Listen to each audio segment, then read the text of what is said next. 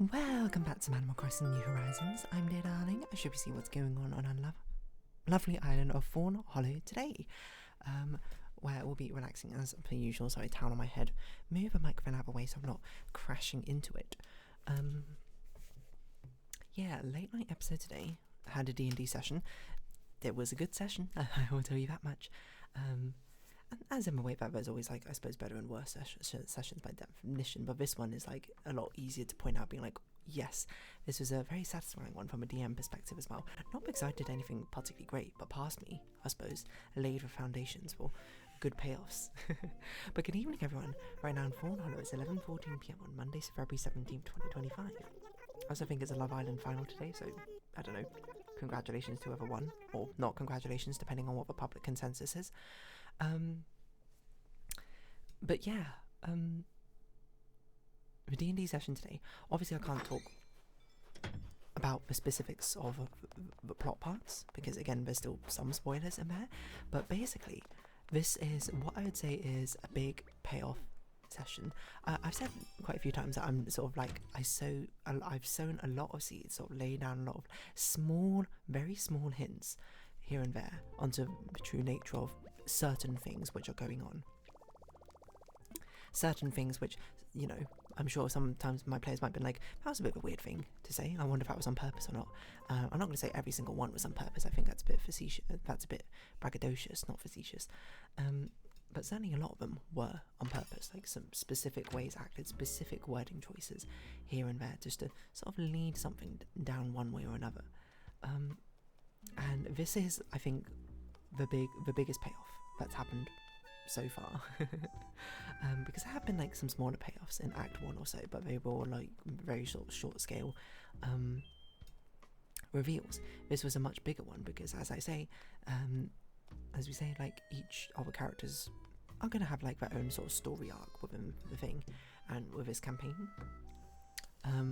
one of the character stories has gotten like not a lot of things revealed, but like things have sort of come together, and it's raised a sort of tension between the characters, not in the group, thankfully. You know, thankfully my players are all, you know, obviously friends, so, you know, there's no tension there, hopefully. But the characters are having a little bit of tension. Now, mind you, I don't want enough tension that it would be considered like a drama or something, mind you, but I do want enough to just sort of make them question parts about, I don't know, I guess parts about their backstory, who they might trust, their own perceptions, or their characters' perceptions on things. Because that, I think, brings an interesting intrigue, because I'm basically posing them questions, being like, what do you really think about this? Now you know this. And then I'm just, I don't know what answer they're going to give, but the answer's up to them, and that's, you know, how I suppose you collaboratively write a story together. So I'll give you like the Cliff Notes version. Is that one of my players is like a noble who basically ran away from her family and completely changed her, like, not completely changed, but like changed her look or whatever to live the life she wanted. But then, like, the beginning of Act 2, like, not that early on, but somewhat early on, there were like some sort of seeds being laid where there's some strangeness going on, as the party stayed with like a family friend, essentially, like a more friendly noble family, and there was some weirdness being in reference to this character's like brother taking over the family business or whatever, and being a lot of confusion because this character was an only child. So there's some sort of strangeness there, and basically there's a lot of now payoff, because as it turns out there's probably something demonic going on back behind the scenes, and this session actually revealed a lot of stuff. They basically interrogated the fake imposter, and I'm not going to say whether they're right or not, but they came to their own sort of conclusions. But more importantly, they found out that this character at least claims that he just woke up like with like almost no memory, and was found by another player character's, I don't know, family member, I'd say. Important NPC. And then it's sort of like, oh, you know, some strange stuff is happening, turning. How is everything interconnected? Well, okay, I didn't think going down here would be so useless, but it was so useless. Because then the first character again had some revelations, because I described it before, but basically this demonic entity, shall we say, presence, they discovered has a motif of like hands around the neck, which obviously meant something to that initial player, which I'm not going to say because they've not yet chosen to reveal it to the rest of the party. But like when they put it together or something, I was having a great time watching that sort of fall into place. Watching the great reveal of, oh yeah, you know who that person is. Putting things together. And then I'm so glad because there was like some other seeds which I laid way long ago, back in Act 1. Of this, again, the same character having some ties with that noble character's family. In some way or another. In the moment was like quite a sort of throwaway sort of thing, where the other two people in the campaign didn't really know what was going on, just like that other player knew something. But that noble player was like, kept a note, I suppose, of it, and remembered it from way back when, and brought it up in today's session. And you don't know how happy I was as a DM for that to happen, to be like, yes, the small little hints, the little clues here and there have finally paid off. Where the player got to have that big moment where they were just like, well, what about this then? What does that mean, huh? Now with this new light, this got to mean something. What are you hiding from me? And now there's like a little bit of drama, a little bit of tension in the air from that campaign. Of course, in a healthy, measured way. If the tension ever got too far, if the tension ever got out of hand or worsened experience, I definitely would step in and be like, hey, we're not doing that, okay? Or at least not like that. But this is genuinely like so good. It's like one of those moments during a campaign where it's just like, yeah, if this was a TV show, this would be the sort of thing, you know, the Chekhov's gun, which has been loaded for like the past season or something, has finally been fired, as it all sort of, not all of it comes together now, because I will say there's still a lot of mysteries, there's still a lot of question marks, but certainly now it's more like the confirmation that yes, there is some sort of interlink here.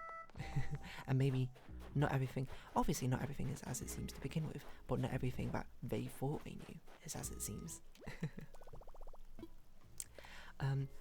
But more than anything, I'm just very glad that the players enjoyed it, that they were just like, yes, that was a good session. I'm like, yes, thank you. Like, obviously the players whose story arc is not, might not have the same opinion, but the person whose story arc it is the most important.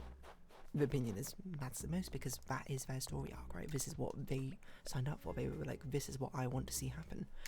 And the fact they, like, the first thing he said as soon as the session was done was like, that was a good session. I'm just like, yes. That's a euphoria, I suppose, you strive for as a DM.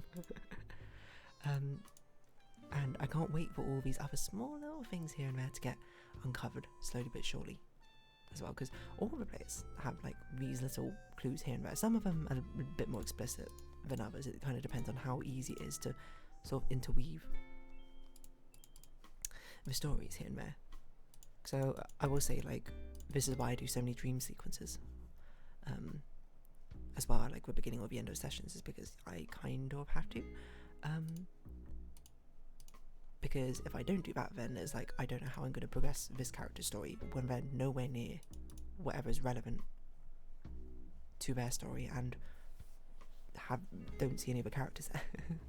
But this is definitely another way, and I'm so excited to see, because now it's very much like I've done my part as a DM. I've laid out all the foundations, I've put all the hints down, and now they've put the hints together. Now it's fully up to them how they go about it. How do they decide to reconcile? Do they not reconcile?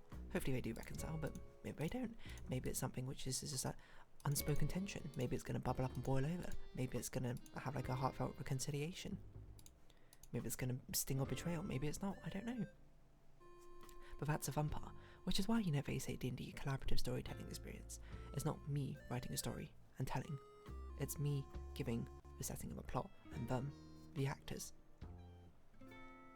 playing how it rolls out.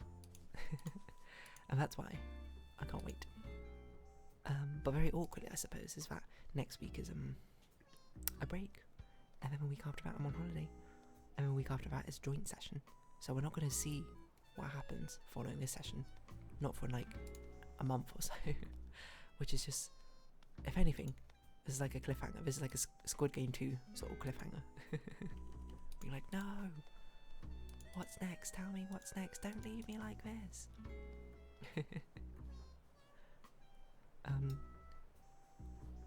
Which I guess on a plus side and downside. So obviously it's not a show, TV show, so you can't just like binge all the episodes. You're literally just gonna have to wait for it to come out, and it's got like a month break. I'm not entirely sure. So it definitely becomes a little bit scary as a DM, because it's like, okay, what do you prepare for? But also, there's not as much to prepare because it's an inter-party tension, drama, right, conflict, which obviously I'm not.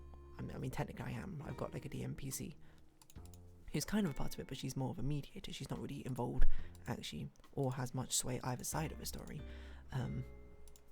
So she's trying to sort of be like a, hey, come on, let's take a step back, let's calm down, everyone. And yeah, the session dramatically ended off with the character storming off, being like, well, if that's how it'd be, fine. And then she just left, and I was like, what a brilliant way to end that session. The player did ask permission very kindly, and DM was like, is it okay if I storm off? And I'm like, yeah, go for it, absolutely, I think it's called for in this situation. It's a lot to overcome. Obviously, I'm obviously rooting for them to sort of overcome it and work it out, because, I mean, for one, I'm not going to DM a session, I'm not going to DM another campaign, like, we're not going to split up, but we're going to reconcile in some way. But, like, how that happens, and if it's a good reconciliation, it's kind of left up to them. Maybe they don't. Maybe it's time for new characters to come in, who knows. Hopefully not. But it's entirely possible. That is a freedom of which can exist. But yeah, I'm trying to think what other sort of seeds which have been. I wonder what the longest seed I've planted in either campaign, which will take to sprout. Because there's certainly some of them which are very much in for the long haul. Like it's going to be a while before the pieces are put together. Because some of them, like I think everything we could technically put together now, but it would just be, you would have to make some crazy guesses and assumptions, because there's not a lot of confirmations, or you'd have to come up with a great theory straight off the bat. Because, I mean, it's the thing that I do, but I'm very consistent at least with it. The plot is set in stone, essentially, just how the plot happens is not. So character's dynamic with someone else's character might change a little bit, but the relationship, I suppose, doesn't. Like, what the character has done to another character won't change, but maybe the attitude might, to better fit whatever situation is going on. That's how I think you can actually have these payoffs, because if you're constantly changing the story on the fly, then I think you might leave a little thing, like a little sort of like nugget to come back to, and then later on you'll be like, oh, what about this? Didn't this contradict the plot reveal we just had? And that will take all the wind out of the sails of what's going on. So I'm trying to keep it consistent. So even if I hear a better idea, or even if I think of a better idea later on, if I'm like, okay, I can't incorporate it safely without everything being compromised, then there has to be that. And it's a very difficult thing as well, because I'm sure from a player perspective some things feel confusing as well, being like, hey, it doesn't always feel like it contradicts, but it's like, no, it doesn't contradict. Just some people lie, some people don't actually know the truth, and sometimes you don't know the whole story of what's going on. Which you got to take every single muscle as a DM to suppress yourself, to be like, I can't say, because I know consciously I said like this time frame or whatever, and you heard as a definitive fact from another character this time frame, but I'm like, I can't just say that character was lying, or that character didn't know, or that character didn't know the truth, or etc, etc, etc. Which is what makes it so thrilling. So I'm glad at least those seeds germinated, they actually came to fruition. I'm sure a lot of them won't in the end. To be honest, I'm sure a lot of things which might be mysteries might never see the light of day. But that might just be the case. It'd be hard for me to explain them all anyway. because it's not like I can remember every mystery I put in. But you gotta keep a good track exactly of what's going on, what you said, what's happened. Yeah. Because once you do that, it's sort of like what fancy things can you put into sort of, I'm not sure blow people's minds is quite the right way to say it, but to certainly pique interest here and there. So yes, narrative seeds, narrative sprouting is how I describe today's session. And again, even if the rest of it doesn't go so well, even the rest of it goes a bit poorly or is not as exciting as I thought, this session sort of made it worth it, right? Made it worth it putting in those little details. And shout out to my players for at least remembering these small details here and there. To be able to bring it back and refer to it. Or even spoke afterwards, being like, what theories do they have? I'm not going to say how close they are or how close they aren't to some of the theories. But I would say in general that people are, my players are thankfully pretty good at understanding some of the things which come up. It's very, very cool. But anyway, on that note, I guess I'll round this episode off here. Because I don't know what else I can say about it. You can't believe how often I wanted to sort of just like talk about some interesting ideas I got about D&D or a plot or whatever's happening in the session, but I can't because it's like, it's gonna be spoilers. I'm not gonna sacrifice my short-term game for their long-term loss. That dopamine hit of a plot reveal. And plus, not everything's a twist anyway. Some things are just sort of nice little world building on my side. But anyway, I'm going to round this episode up here. So if you have been watching, thank you very much. It's been Animal Crossing New Horizons. I've been dear darling. Likes, comments, subscription, shares, greatly appreciated. Socials, Discord down below. Hope you see each other again. But for now, it's our farewell. So until next time. Bye bye for now.